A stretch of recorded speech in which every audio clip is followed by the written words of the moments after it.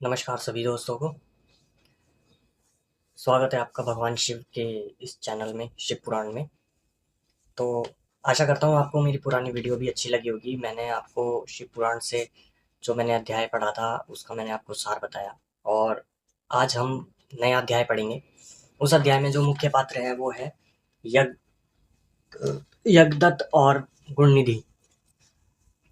ये दोनों एक ब्राह्मण परिवार से वास्ता रखते हैं और इनका क्या है कि इन्होंने एक ब्राह्मण थे ये दोनों और इन्होंने अपने बहुत इसने जो था इनका जो पुत्र था गुणनिधि का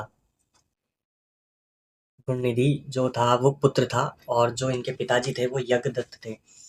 तो हुआ यूं कि यज्ञदत्त जी के बहुत समय से पुत्र नहीं हो रहे थे, मतलब संतान कोई नहीं हो रही थी। उन्होंने भगवान शिव की पूजा करी, उससे उनको संतान की प्राप्ति हुई। उसके बाद फिर यज्ञदत्त जी बहुत प्रसन्न हुए। प्रसन्न होने के बाद में ये पूजा पाठ और ये बहुत बड़े, मतलब विद्वान, धर्म ग्रंथ के विद्वान और बहुत ही शास्त्रों के अच्छे ज्ञाता थे।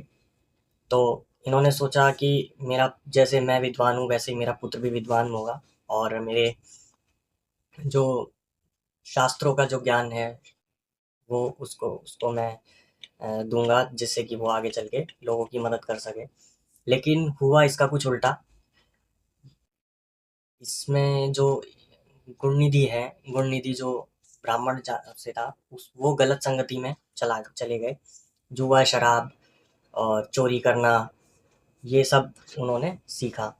तो ऐसे ही बहुत समय तक उन्होंने ये सब चीज़ें की और कई बार उनको पिताजी ने पकड़ा और पिताजी ने उनको समझाया, जो हमारे यज्ञदत्त थे, उन्होंने उनको समझाया कि पुत्र ये सब गलत है, ऐसा मत करो, हम जात से ब्राह्मण हैं और चोरी करना ये हमें शोभा नहीं देता। मगर वो नहीं माने, वो चोरी करते रहे, घर के बर्तन बेच दिए, कपड़े बेचे उन्होंने, सारी चीज़ें करी, जिसकी वजह से क्रोध में आके यज्ञदत्त जी ने गुणनिधि को घर से बाहर निकाल दिया। घर से बाहर निकाल दिया तो वो दर दर की ठोकरें खाने लगे, दर दर भटकने लगे। तो उस समय कुछ समय तो वो ऐसे ही भटकते रहे, इधर उधर जहाँ भागते रहे। फिर भूख भी थी, प्यास भी लगी थी उन्हें।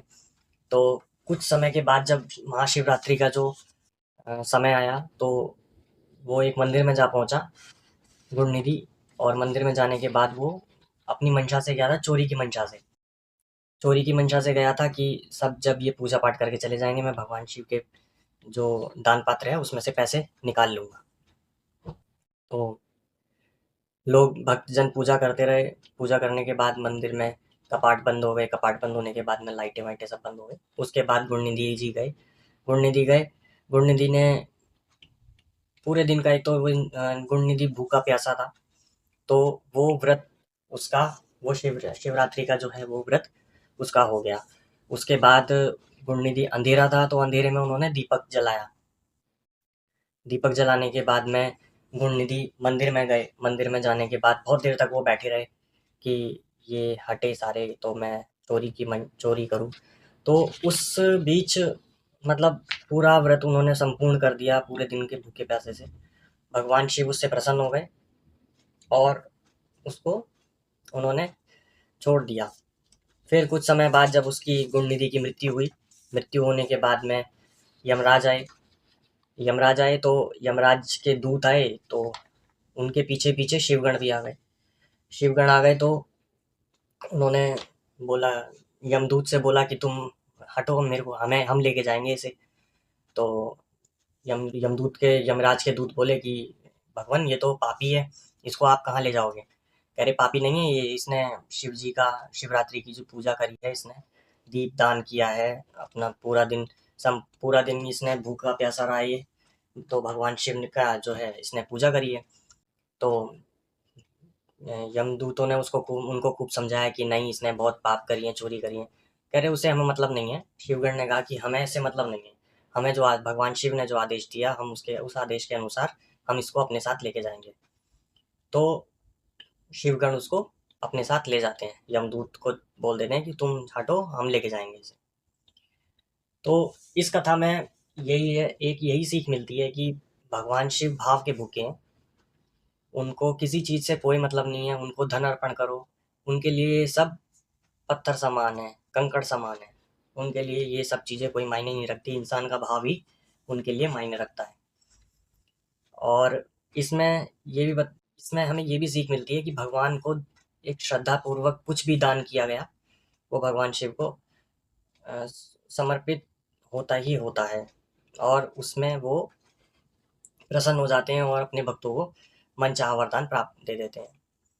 इसी के साथ ही हमारी और भी कथाएँ हैं, भगवान शिव की और भी कथाएँ हैं। ये कथा भगवान शिव पुराण में बताई है, तो मैंने आपके सामने प्रेज़ेंट की है। और भगवान शिव की और भी अच्छी-अच्छी कहानी हैं, कथाएँ हैं, जो मैं आपको शिव पुराण में चलते-चलते आगे बताऊँगा। और मिलते हैं, अगर आपको मेरा ये कथा मेरी अगर आपको समझ में आई है, तो आप मेरे चैनल को सब्सक्राइब कर लीजिएगा, लाइक कर लीजिएगा।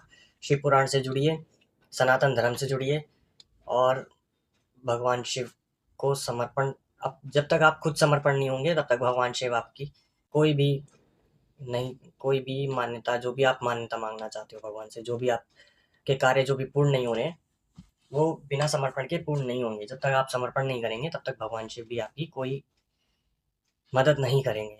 तो मिलते हैं आपको अगले अध्याय पे। अभी यह अध्याय समाप्त हुआ। हर हर महादेव, हर हर शंभू। धन्यवाद।